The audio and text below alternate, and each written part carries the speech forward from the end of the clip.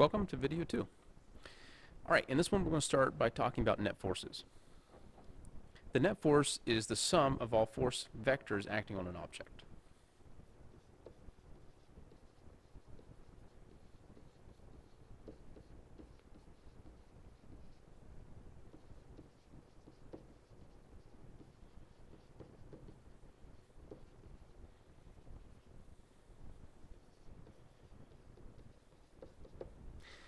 And what I like to do is I like to use the sigma sign for force, for net force, because sigma means the sum, or just adding them all up. So the sum of all forces would equal something. Now, we talked in the last video about free body diagrams, and these are very useful tools for visualizing forces being exerted on a single object. And it helps us to write equations that represent a situation. So an object can be drawn as if it were extracted from its environment, and the interactions with its environment, we identify those. The force exerted on an object can then be represented as an arrow, where the length represents a magnitude, and the direction shows direction. We've talked about that. And then a coordinate system with one axis, which is parallel to the direction of the acceleration. It simplifies the translation from the free body into some sort of algebraic expression, and that's what we're going to work on today.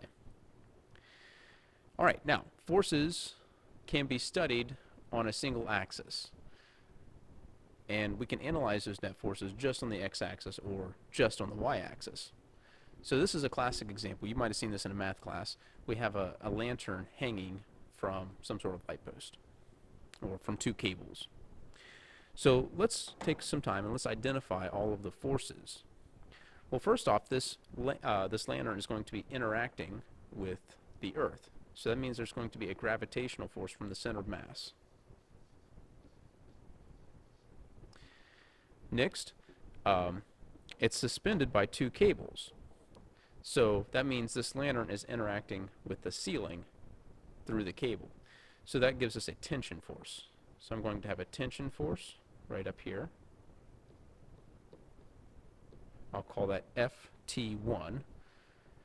They're getting a lot of subscripts going on. And then we have a second cable.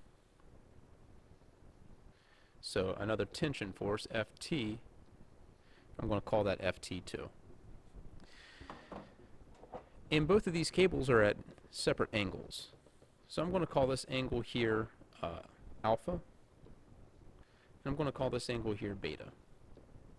Simply because I get tired of writing theta all the time. Alright, so that is our force diagram. Now let's go ahead and let's draw a free body diagram. So I'm going to represent that lantern as a single dot, and I'm going to go ahead and assign a Cartesian coordinate system. I'm not going to try to rotate my Cartesian coordinate this time, because it wouldn't help me. So there's my gravity vector.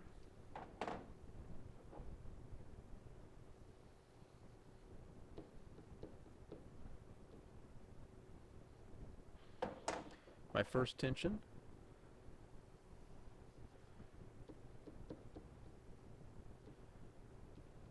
And my second one. All right, now here's where we can do a little bit of trigonometry. Whenever we have a vector that is not on an axis, we can resolve it into its x and y components. So that means FT1. I can represent that as two vectors that are perpendicular. So a FT1 y component and an FT1 x component. Now in your summer assignment I gave you some notes on math on how to do this using SOHCAHTOA. So if you remember, sine of an angle is opposite over hypotenuse.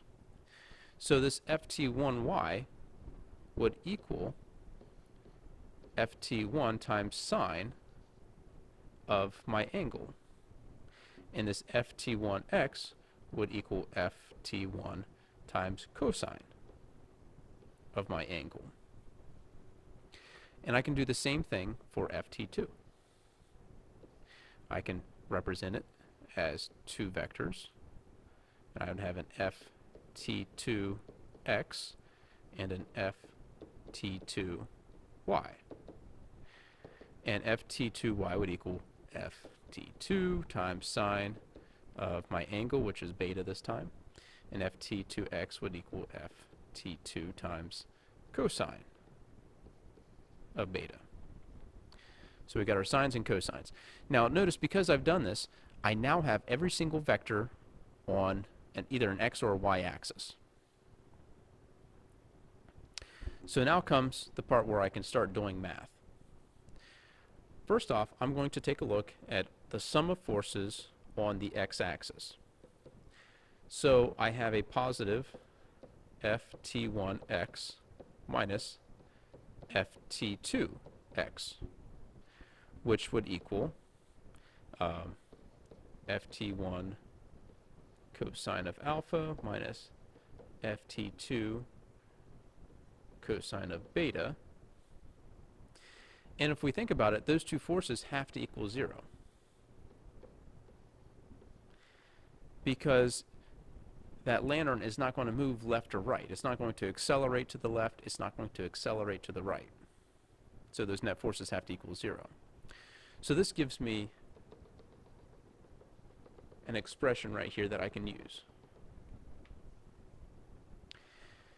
Now let's take a look at the sum of forces on the y-axis. Well, I have this ft1y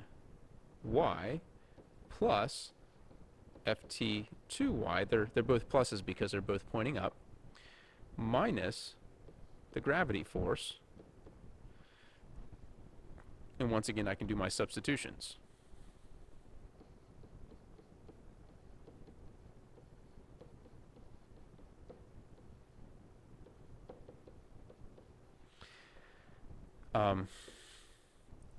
How much something weighs, its F sub g, is the same thing as its mass times g.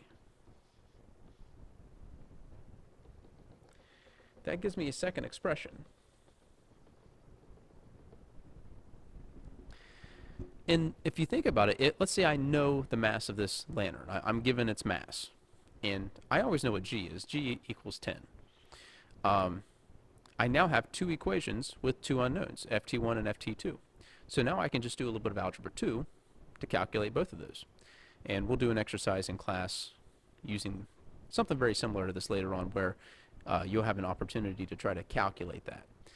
You'd also need to know the angles alpha and beta, but yeah, if everything's given to you, you should be able to calculate those two tension forces. All right, equilibrium.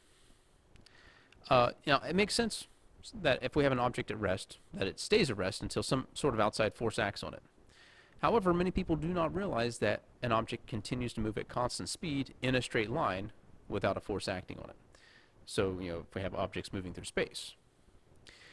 So, for equilibrium, we have this idea called inertia. And it's the tendency of an object to maintain its state of motion.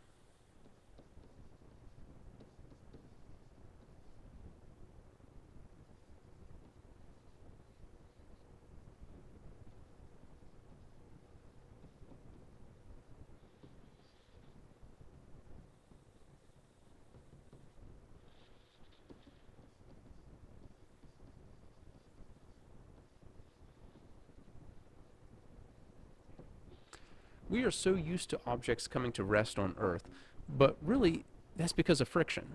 So if we take an object and take it into outer space, where there is no friction, there's no air resistance, there's nothing, and we let the object move, it will continue to move indefinitely. So for equilibrium, we say when the net force acting on an object is 0, the object is in equilibrium. So when sigma f equals 0, we have an equilibrium. This happens when all of the vectors cancel each other out.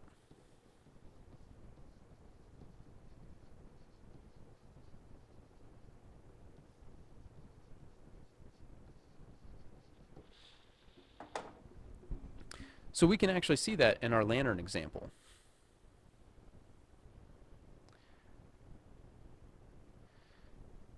On the x-axis,